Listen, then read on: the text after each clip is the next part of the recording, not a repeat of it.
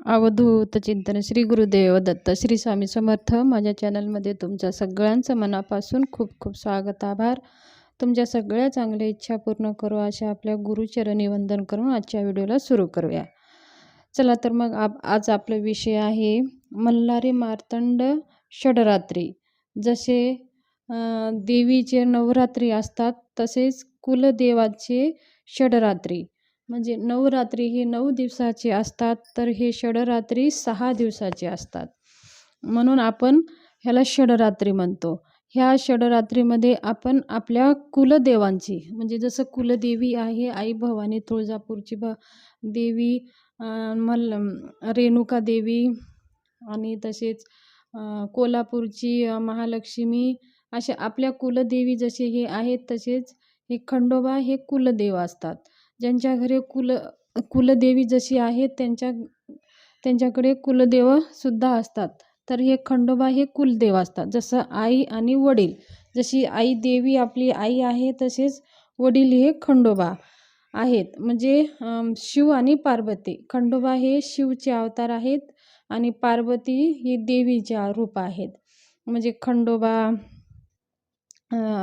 भैरोबा हे सगळे देव भगवान शिवांचे अवतार आहेत. जशी देवी आई भवानी, जगदंबा, तुळजापूरची देवी, माहूरगडची रेणुका, ह्या सगळे पार्वतीचे रूप आहेत.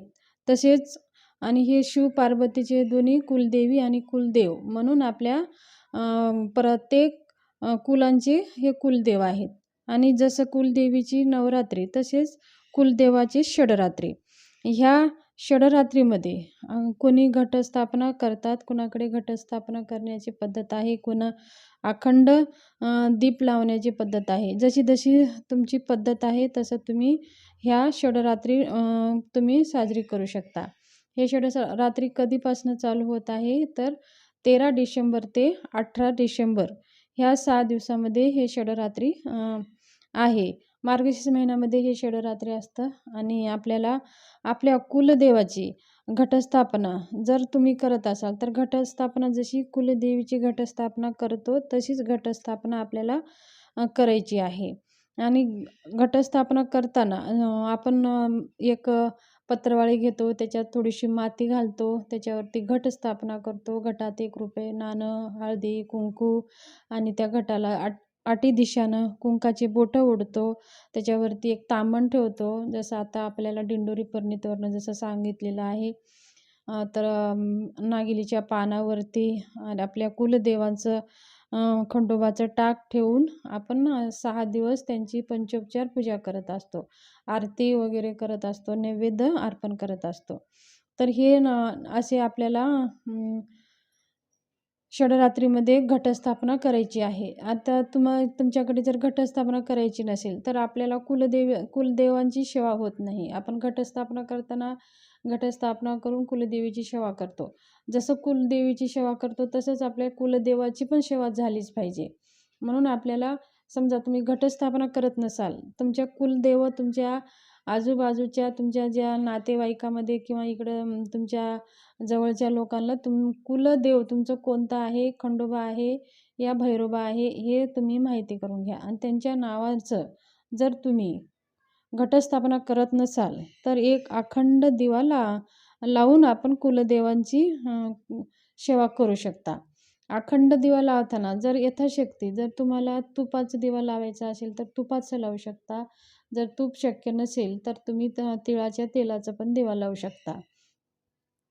आणि ह्या 6 दिवसामध्ये असं मानलं जातं की खंडोबा निद्रा अवस्थेमध्ये जातात, विश्रांतीसाठी जातात. म्हणून आपण जे टाक आहे ते आपण झोपवले, त्या ह्याच्या ताम्हणावरती झोपवतो. जशी देवी 9 दिवस युद्ध करून विश्रांत अवस्थेमध्ये असतात तसेच कुलदेवसुद्धा युद्ध करून हे 6 दिवस विश्रांतीमध्ये जातात. आणि ह्या 7 दिवसामध्ये सुद्धा भगवान देव खंडोबा म्हणजे मल्लासूरचं वध केले होते.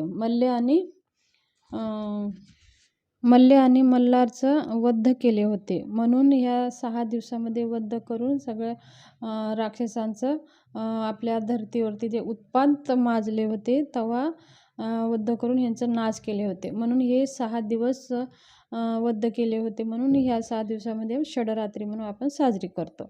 तर ह्या नवरात्रीमध्ये आपल्याला एक अखंड दिवा लावायचा आहे आणि अखंड दिवा लावून आपण आपल्या कुलदेवाची विनंती करायची आहे. कुलदेवाचा कुलाचार झालाच पाहिजे. ज्या घरामध्ये कुलदेवाची सेवा होत नाही त्या घरामध्ये मुलांचं आणि वडिलांचं अजिबात पटत नाही. जर तुमच्या घरामध्ये असं जाणवत असेल, मुलगा घरात येतो तर बाप बाहेर जातं, बाप बाहेर गेले तर मुलगा घरात येतो आणि दोघं एकत्र बसत नाही, एकमेकाचा विचार पटत नाही, अशा वेळेस आपल्या कुलदेवांची सेवा आपल्याकडनं घडत नाही.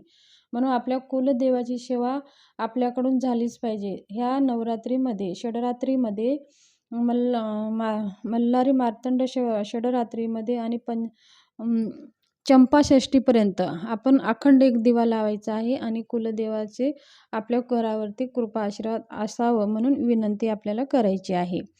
आणि ह्याच्यामध्ये षडरात्रीमध्ये 6 दिवस आपल्याला आपल्या घरातल्या पुरुषाने ह्या मल्हारी सप्तशती ग्रंथाचं पाठ करायचं आहे. हे 6 दिवसामध्ये 6 पाठ करू शकता किंवा तुम्ही 11 पाठ करू शकता किंवा 22-21 पाठ करू शकता. जर शक्य असेल जसं तुम्हाला जमत असेल तसं तुम्ही करू शकता. पण ह्या ग्रंथाचं जर पाठ केले तर आपल्या घरामध्ये एकता टिकून राहते, घरामध्ये सगळे दारिद्र्य नष्ट होतात आणि घरामध्ये सुख शांतीचं वातावरण राहते आणि आपल्या कुलदेवाची उच्च कोटीची सेवा आपल्याकडनं घडते. म्हणून आपल्याला काही जरी जमलं नसेल तर ह्या 6 दिवसामध्ये हा मल्हारी सप्तशती ग्रंथाचं पाठ जरूर करावा. हे दिंडोरी परिणीत ग्रंथ आहे आणि हा ग्रंथ पूर्ण ब्रह्मांड पुराणामधून हा छोटा ग्रंथ काढून आपल्या गुरुमाऊलींना आपल्या घराचे जे कुलदेवांची सेवा वगैरे घरामध्ये आपले अडथळे येतात ते निवारण होण्यासाठी आपल्या गुरुमाऊलींनी ब्रह्मांड पुराणातील क्षेत्रखंडातून संशोधन करून हा ग्रंथ आपल्या हाती दिलेला आहे, या गुरुमाऊलीच्या कृपा आशीर्वादाने. तर हा ग्रंथ जर आपण ह्या नवरात्रीमध्ये 6 दिवस जरी आपण 11 पाठ केले तर आपल्या कुलदेवाची उच्च कोटीची सेवा घडते आणि आपल्या घरामध्ये एकता टिकून राहते. समजा आता या पुरुषाला जमत नसेल तर स्त्रीने सुद्धा केलं तरी पण चालेल, पण पुरुष करायला जमत नसेल तर स्त्रीने करावं. आणि समजा आता ह्या षडरात्रीमध्ये पण करायचेच आहे, पण दर रविवारी आणि पौर्णिमा अमावस्याला आपल्या कुलदेवाची सेवा झालीच पाहिजे, म्हणजे ह्या ग्रंथाचं पारायण झालंच पाहिजे.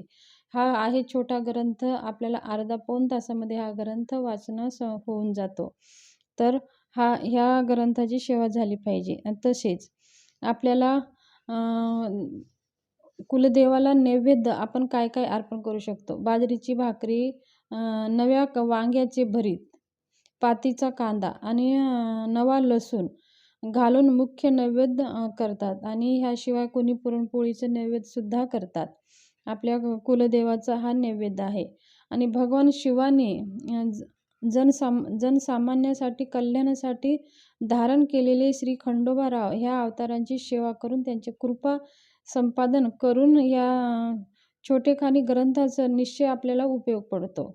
म्हणून प्रत्येक कुटुंबाप्रमाणेच नित्यसेवेत रोज 1 किंवा 2 अध्याय तरी वाचावा किंवा रविवारी पूर्ण हा ग्रंथ वाचला तर खूप अतिउत्तम. आणि आपल्या रविवारी उपास केल्याने आपल्या कुलदेवांची कृपा आशीर्वाद लाभते आणि स्वामी समर्थ सेवेमुळे विशेष प्रगती होण्यास निश्चय मदत होते. आपल्या प्रगतीला यश प्राप्त होते, आपले घर भरभराटीचं राहतो. म्हणून आपण आपल्या कुलदेवांची सेवा आवर्जून झाली पाहिजे. आपल्या घरामध्ये जर खूप काही वादविवाद होत असेल, ह्या घरामध्ये एकता टिकत नसेल तर तुम्ही आवर्जून हे मल्हारी सप्तशती ग्रंथाचा पाठ आवर्जून करा. तुमच्या सगळ्या इच्छा पूर्ण करेल. आई आणि वडिलांची सेवा झालीच पाहिजे. आईची सेवा आपण केली, जर वडिलांची सेवा नाही केली तर मग वडिलांना सुद्धा राग येतो आणि वडिलांची सेवा केली, आईची सेवा नाही केली तर मग आईला पण राग होतो. आपण कुलदेवीची सेवा केली तर आता कुलदेवांची सेवा आपल्याला आवर्जून करायची आहे आणि कुलदेवांचं सुद्धा कृपा आशीर्वाद आपल्याला हवा आहे आपल्या परिवारावरती सुख शांतीसाठी, आनंदासाठी. तर ही छोटीशी माहिती मला शेअर करायची होती. जर माझी माहिती कशी वाटली कमेंट बॉक्समध्ये कमेंट करा. जर आवडला असेल तर सबस्क्राईब करा आणि तुमच्या फॅमिली ग्रुपमध्ये जास्तीत जास्त व्हिडिओ शेअर करा आणि सबस्क्राईब करा, लाईक करा, बेल आयकॉनचं बटन दाबा. ते दाबल्यावर घंटीचं बटन येतो, त्याच्यावरती घंटीवर दाबल्यानंतर जे 3 ऑप्शन येतात, वरचं पहिलं ऑप्शन